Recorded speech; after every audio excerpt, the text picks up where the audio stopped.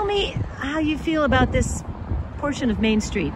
You own about 30 buildings? We own 40 buildings at this point, yeah. So I love this part of Main Street. I think it has the good fabric, lots of potential. Every building has character and nuance that makes it interesting. And yet it's really sprinkled with spaces in between, like this site here, that are great development sites for something new that can be completely different and give the neighborhood a more modern and updated feel. And I think what we see in high-performing neighborhoods is really this interesting blend of character buildings and high-amenity new buildings. And you know, if this were anywhere else in Western New York or anywhere else in upstate New York, it would be interesting, but probably not as interesting, or maybe not viable. But the fact that 180 yards that way is going to be a brand new GO train station changes the dynamics here. And the park changes the lifestyle and really gives you two front doors, a Main Street front door that's very interesting, and a park frontage that's very interesting and very different. And I think the combination of the two is very powerful. And what's the most powerful attraction to this project for you?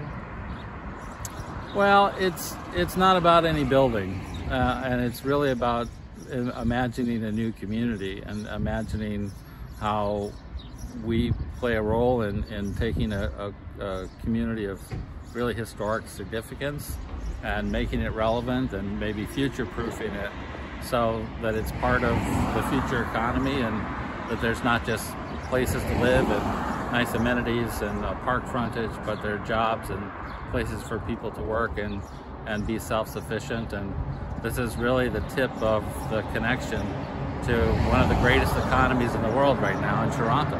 This is the closest location in the United States to one of the fastest growing economies in the world, in Toronto. And you're not going to get closer, you're not going to have more opportunities to tap into that and realize some benefit from that than you do right here. And there's so many good fundamentals that are right here at this site that it's really compelling when you lay all that out. Talk to me about your investors. Can you describe the situation right now? Well, we have a handful, a couple dozen local investors who sort of been the support for the project from the beginning. You know, we imagined when we started a very gradual and maybe conservative approach to building by building, sort of renovating the street. We've had some good fortune, I think, in terms of attracting some more significant outside capital that will come into play here. But it's really, in that case, more about financing the whole neighborhood project, and therefore it's more complicated and is going to take a little more time to put together, but it has some significant benefits in not really having to put financing for each individual building together one at a time. And clearly you can always use new investors into the package. Yeah, I think having more local people is important, and periodically we open up a few units for local people to invest. I really kind of feel like in many ways we have to find opportunities for local people to benefit from the success of the project. It can't be all outside money and all outside success. So yeah, I think that's generally true. You know, there are some people around here who don't believe in you. That's okay. Oh, all right, that's okay. Is there anything you'd like to tell people, residents, politicians who might be skeptical about the plans ahead? I guess I would say this, no surprise to anyone, doing something like this in Niagara Falls is hard work. There's no substitute for it. It's just a process that you have to go through, and many times there's 2 steps forward and 1 step back, and you have to have the fortitude to stick with it and take some lumps along the way, and certainly we have, and it's not unexpected or disappointing in any way. It's just part of what you have to do.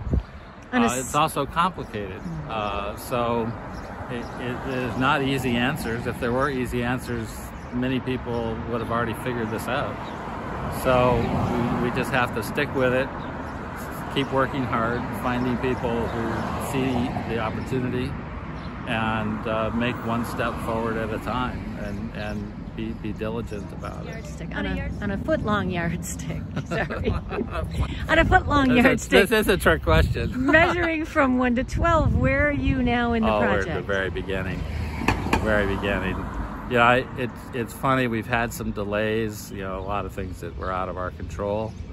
But in many ways, those delays work in our favor. You never have enough time to plan, and you never have enough time to get to know the neighborhood and the neighbors. And you know, I think we've used the time wisely to really have a solid plan, have a great team, get to know the community, be part of it as much as we can before we get started, and to make sure our priorities are right and we have good ways of communicating and listening to what's going on in the community.